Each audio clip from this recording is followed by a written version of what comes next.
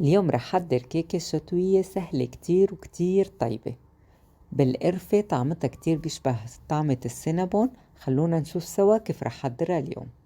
أول شي عندي حبتين بيض بحرارة الغرفة، بضيفلهم ملعقة صغيرة من الفانيليا، ملعقة كبيرة بيكنج باودر، ونص كوب من السكر.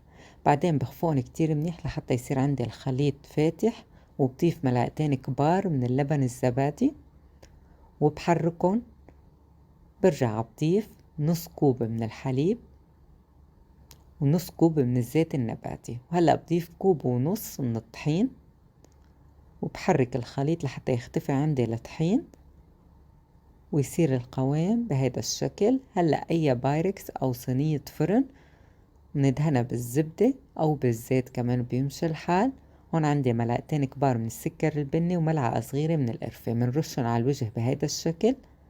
بعدين منضيف البيكان أو الجوز، أو إذا عندكم بسكوت أي شي انتو بتحبوه. الفرن حامي على درجة 180 نار من تحت لمدة 20 دقيقة. وهيدا الصوص الأبيض ملعقتين كبار من الجبنة و100 ملي من الحليب المكثف المحلى، أو 4 حبات من الكيري.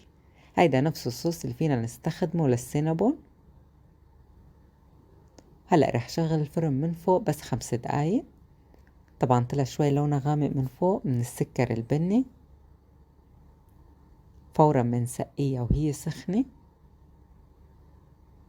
أنا رح أقطعها وهي سخنة، ما رح استنى عليها لأنه ريحتها بتشهي.